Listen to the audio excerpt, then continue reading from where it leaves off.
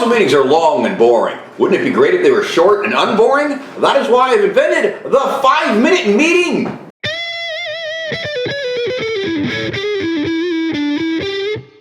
Joe Volkenstein here with the Ashland City Council meeting of November 21st. You know, this one right here, not here today. We didn't get a note. I have no idea why. But the special presentation was made from the Housing and Human Services Commission, just telling us how great they are, that they award Housing Trust Fund money, and they take the Community Development Block Grant submissions, and they check on those, and they talk about homelessness at meetings, and they talk about affordable housing at meetings, and they will make recommendations to council about the social service grants. And so that's what they do, and they told us all that, and there you go. And then a public forum.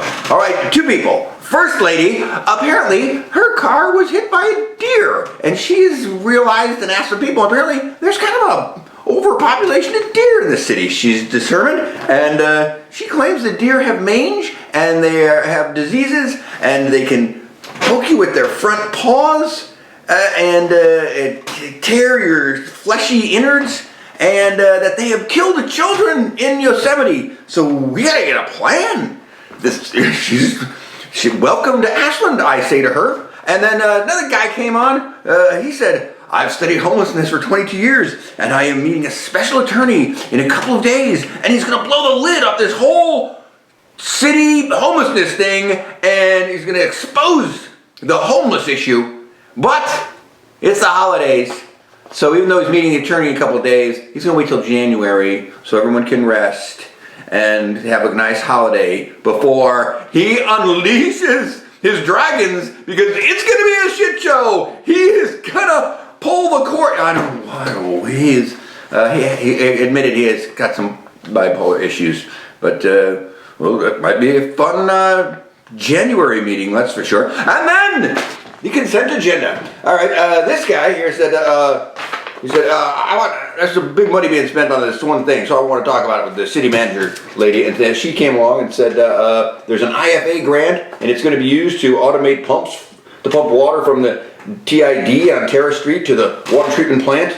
And it's like, I think it's like $900,000. And otherwise I have to hire somebody to sit by the pump station 24 hours a day, 7 days a week. And so they just want to explain, there's a big chunk of money going to that, but it's a grant, so it can go nowhere else.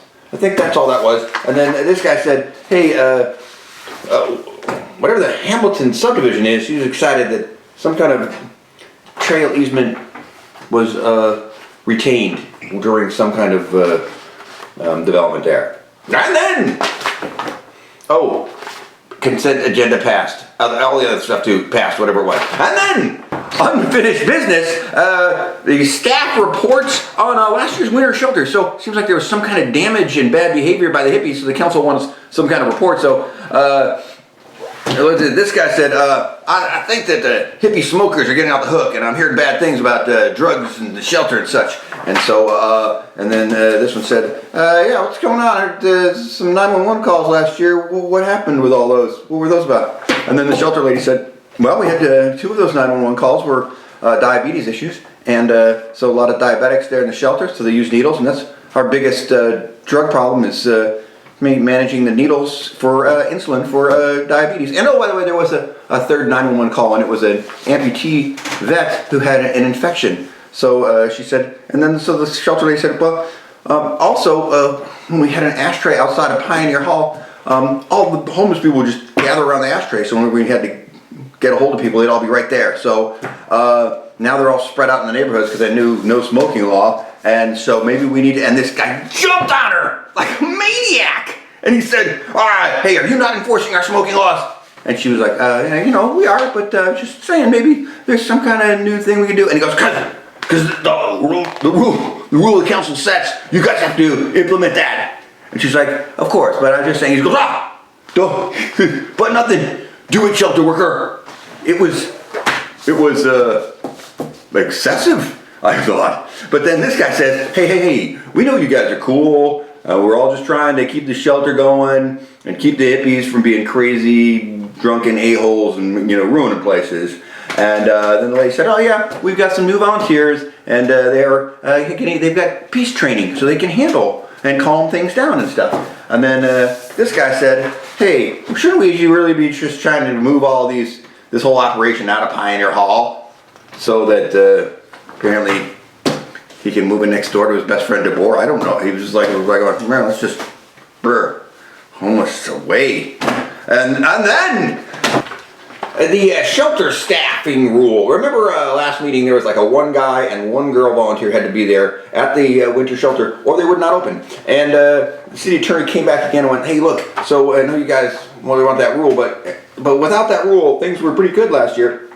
So maybe we should remove that rule. And this guy said, but what if we get sued? I'm pretty sure we're gonna get sued. There's probably a lot of like sexist problems, like men can't help women and women can't help men, and a lot of terrible things happen. And then the shelter girl said, there's never been a problem. In the 5 years I've been there, at no time was there the wrong volunteer there that couldn't help an opposite sex person trying to sleep.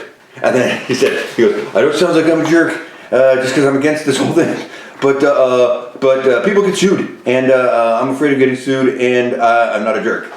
And then the city attorney said, well look, so here's your job as the council. You have to decide what's more important, winter shelter for the homeless or protecting the city from getting sued in a lawsuit that all the volunteers say is super unlikely. And so then this guy said, his favorite thing, he goes, A, I've been on the council 9 years. He loves saying that. 9 years! He loves it. And then B, he said, I will vote against the one man, one woman rule, but I'm pretty sure we're gonna get sued. And then this guy said, I just want you know I'm not a jerk, but what if we get sued? But then they passed it, the rule where we don't have to have a man and woman, and the homeless can still sleep there. And then the cottage housing ordinance from last meeting is reading number 2. They said, you sure we want to pass this? And they all went, yeah, let's pass that cottage ordinance. Boom, done, passed. And then the ending, it's the little wrap up. He said, buy crap in Ashland on Black Friday. That's what he said. And this guy said, hey, there's a county commissioner here in the back. Everyone be cool. And then this guy said, hey, Friday is that Santa parade day. I love that. And this guy said, Friday's the best. That's a fun day. And then this one said, Thanksgiving is a good food donation day. That's tomorrow. Volunteer or something. And then bingo. End of meeting. 5 minutes. You're welcome.